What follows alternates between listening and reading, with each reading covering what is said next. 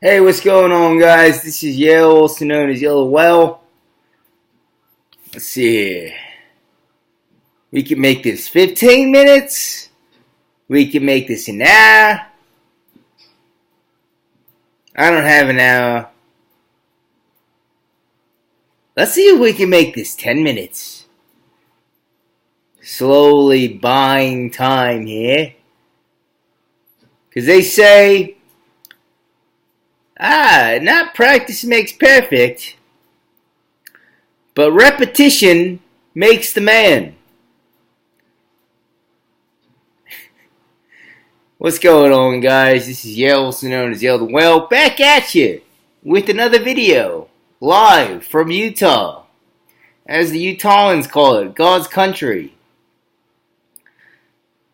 It's interesting how people in the, they always call, wherever it's like, kind of like a countryside, they call it God's country. I think there's multiple God's countries. I've never lived in Montana, but I assume people there probably think of it as God's country, and rightfully so. But, what's going on, guys? It's been a while. There's really no theme to this video, except that, I need to do 10 minutes of something, because I haven't been myself lately. My therapist, who's not real, I just say I have a therapist, says I need to do more of this. And if I had a therapist, I would think that that's what she would say. And it would be a she. I wouldn't have a male therapist. That's a little gay. Why is that? I think it's because if you're going to be sharing your feelings and getting very vulnerable, I'd want to do it with a woman, not with a man. Because I think I could do it, but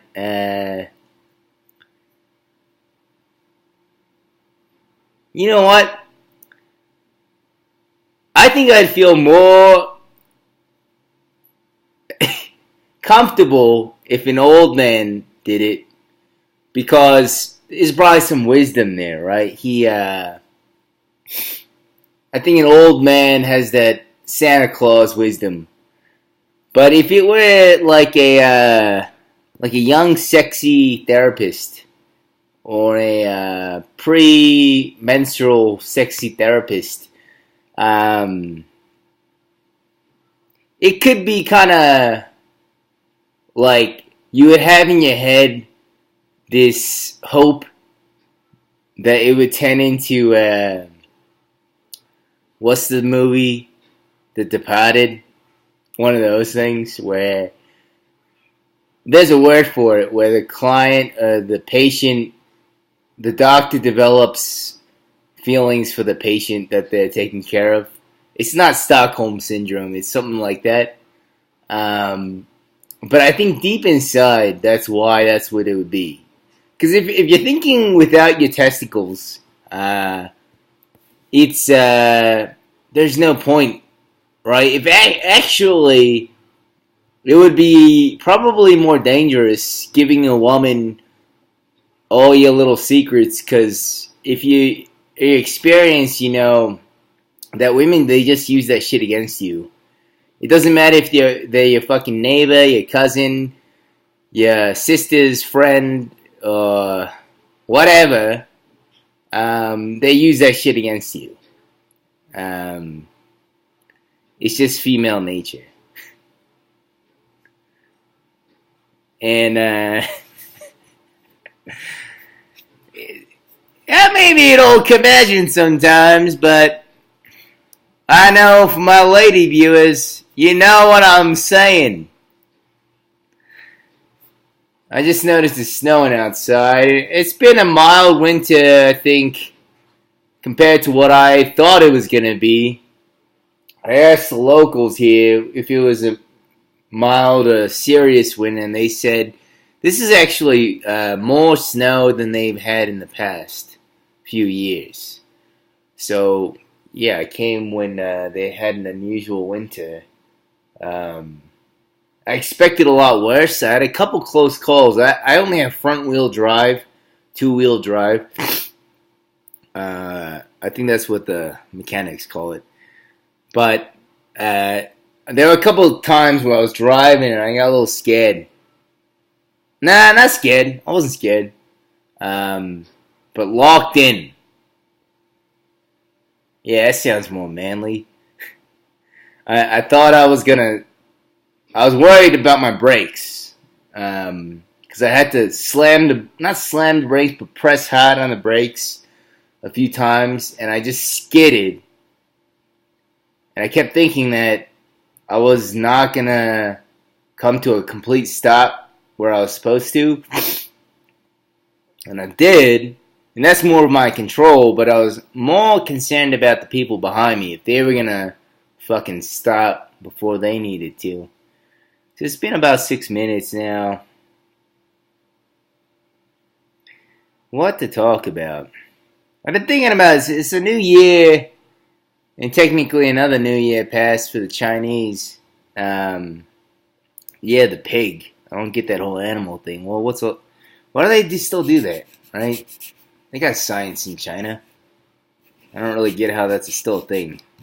I think that kind of shit is what causes wars, right? Superstition is when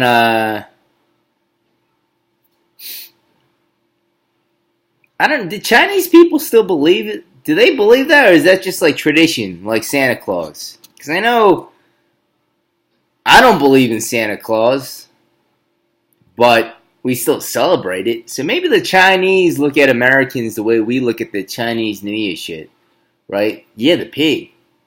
That's kind of silly. Yeah, the dragon. That's kind of silly. There's no such thing as a dragon. But there's also no such thing as Santa Claus either. 7 minutes, folks. So I've been thinking about in the new year how I should reinvent this podcast. I don't even want to call it podcast. Podcast is kind of gay. How I should reinvent this video. Do I need to reinvent the wheel?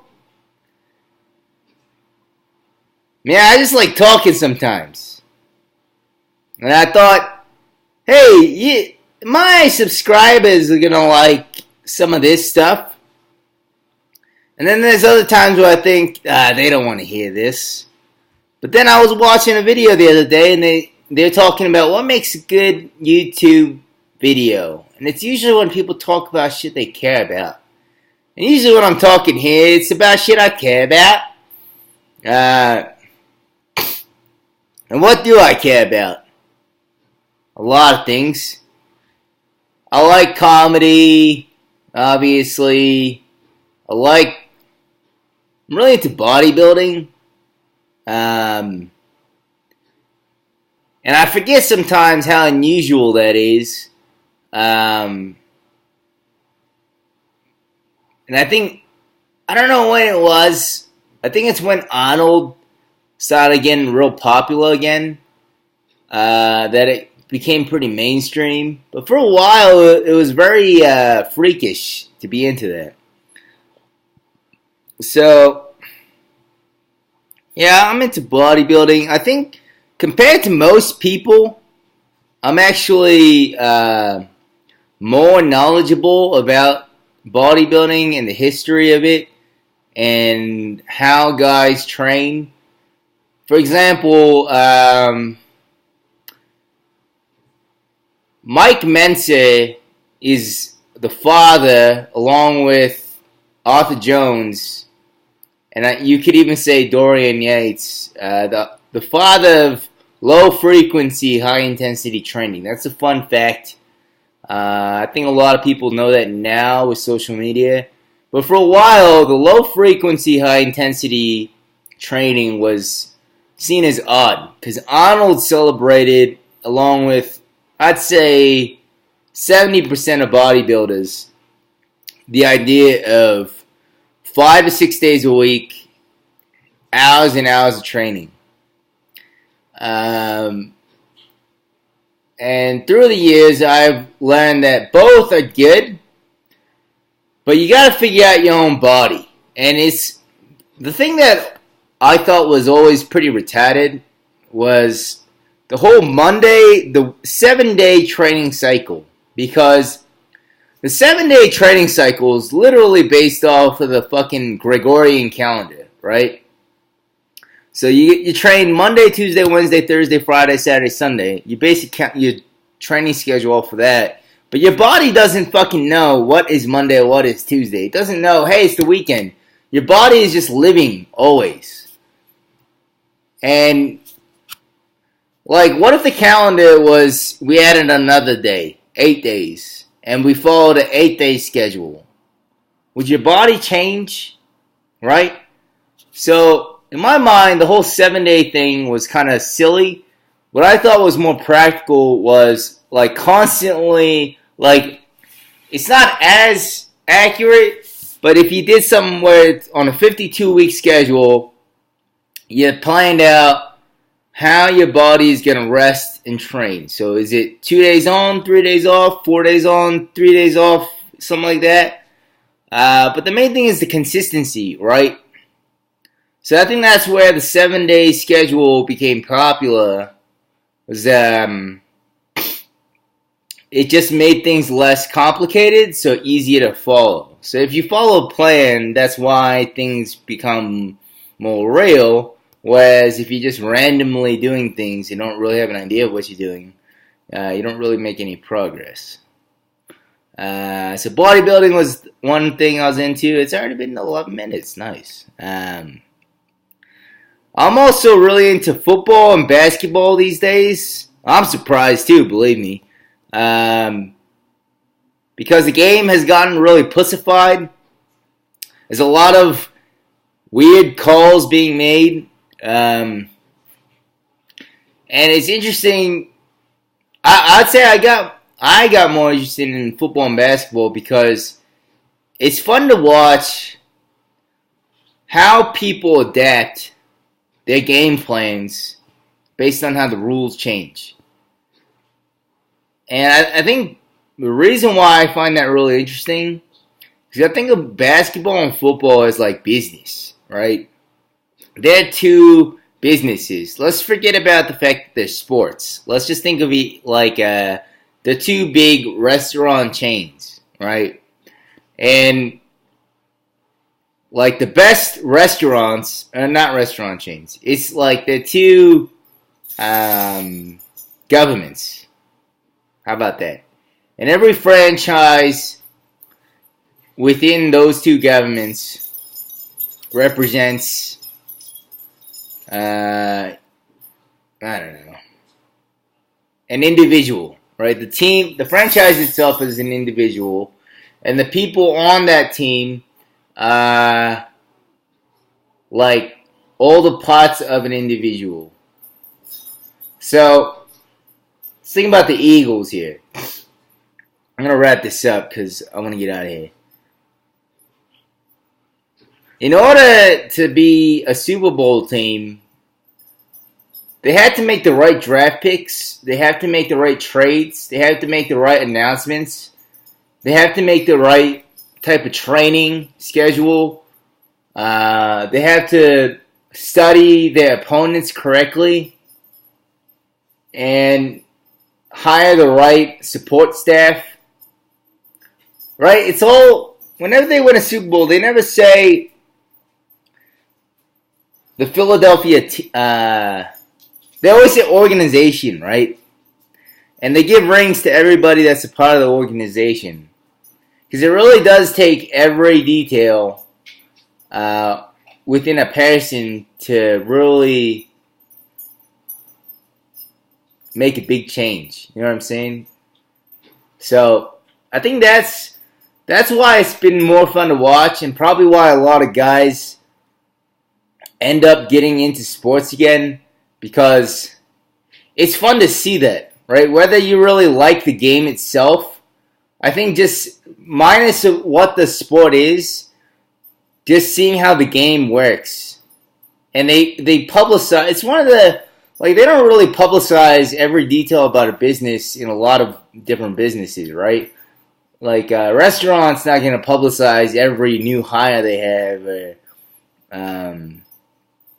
you know, every meeting or every menu change or whatever, right? But in sports, it's on TV, it's on your fucking social media, and you have individuals that talk about it, and there's literally news channels that base their whole program off of what teams are doing. So in that aspect, it's really fun. Yeah,